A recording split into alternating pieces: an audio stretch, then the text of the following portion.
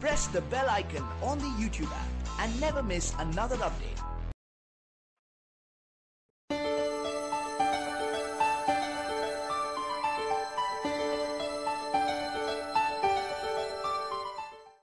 Vodafone India और Idea cellular के विलय से बनी देश की सबसे बड़ी दूरसंचार company Vodafone Idea limited Reliance Jio से मिल रही कड़ी प्रतिस्पर्धा के कारण यह नई कंपनी अपनी बादशाहत को बरकरार रखने के लिए कुछ खास रणनीतियां बना रही है। कंपनी अब उन क्षेत्रों में निवेश बढ़ाएगी जहां मुनाफा है या जहां इसकी संभावना है। कंपनी के अनुसार वोडाफोन आइडिया लिमिटेड अब एवरेज रेवेन्यू पर यूजर में सुधार के लिए बिग डेटा एनालिटिक्स का इस्तेमाल करने वाली है। वोडाफोन आइडिया लिमिटेड के सीईओ बालेश शर्मा ने बीते दिन एक बयान में कहा कि कंपनी अब मुख्य और मुनाफा युक्त क्षेत्रों में निवेश करेगी एवं गैर वरीय क्षेत्रों पर कम खर्च करेगी। बालेश शर्मा का ये भी कहना था कि नई कंपनी अब अपने प्राइस प्लान्स को सिंपल बनाएगी और नई कंपनी की प्राइस प्लान्स की तादाद भी घटाई जाएगी। इसके अलावा उन्होंने ये भी कहा कि सभी सब्सक्राइबर्स को एक मिनिमम लो वैल्यू रिचार्ज करवाना ही होगा ताकि सभी मौजूदा सब्सक्राइबर्स बिलिंग साइकिल में आए और एवरेज रेवेन्यू पर यूजर बढ़ सके। जानकारी के लिए बता दें कि वोडाफोन आइडिया ने उन ग्राहकों की इनकमिंग कॉल बंद करनी शुरू कर दी है जिन्होंने महीनों से किसी भी तरह का रिचार्ज नहीं कराया है। इससे साफ साफ यह जाहिर होता है कि इनकमिंग सर्विस को भी जारी रखने के लिए ग्राहकों को अब रिचार्ज करवाना ही होगा।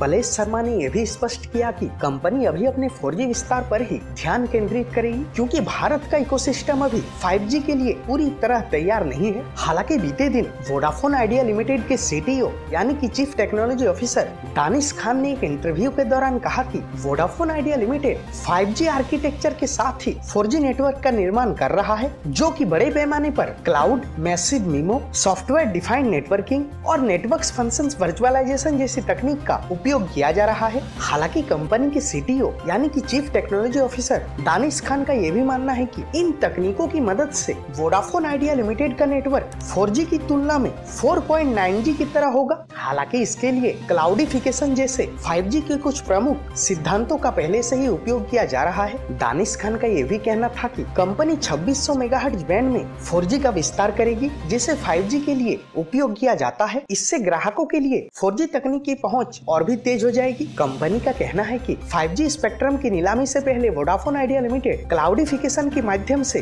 4.9G जैसे तकनीकों का विस्तार करने वाली है। वर्तमान में वोडाफोन आइडिया लिमिटेड के पास कुल 42.2 करोड़ सब्सक्राइबर्स हैं। कंपनी पर शुद्ध कर्ज करीब 1,12,000 करोड़ रुपए से ज्यादा है। कंपनी ने पिछले हफ्ते ही अपनी पहली तिमाही के नतीजे का ऐलान किया था जो निश्चित तौर पर निराशाजनक थे। नतीजों के मुताबिक कंपनी का शुद्ध घाटा 4,974 करोड़ रुपए था। कंपनी के लिए एवरेज रेवेन्यू पर यूजर में सुधार करना सबसे बड़ी चुनौती है। वोडाफोन आइडिया लिमिटेड का एवरेज रेवेन्यू पर यूजर 88 रुपए जहाँ एयरटेल का 101 रुपये और जियो का 131 रुपये है। कंपनियों की नई रणनीतियाँ अगर संक्षिप्त में बताई जाए तो कंपनी अपने एवरेज रेवेन्यू पर यूजर में सुधार के लिए बिग डेटा एनालिटिक्स का यूज करने वाली है। सभी सब्सक्राइबर्स को एक मिनिमम लो वैल्यू रिचार्ज करवाना ही होगा ताकि सभी ग्राहक बिलिंग साइकिल में आए। कंपनी अभी 4G विस्तार पर ही ध्यान केंद्रित करेगा क्योंकि भारत अभी 5G इकोसिस्टम के अनुसार तैयार नहीं है। वोडाफोन आइडिया लिमिटेड के CTO दानिश खान के अनुसार कंपनी क्लाउडिफिकेशन, मैसिव मिमो,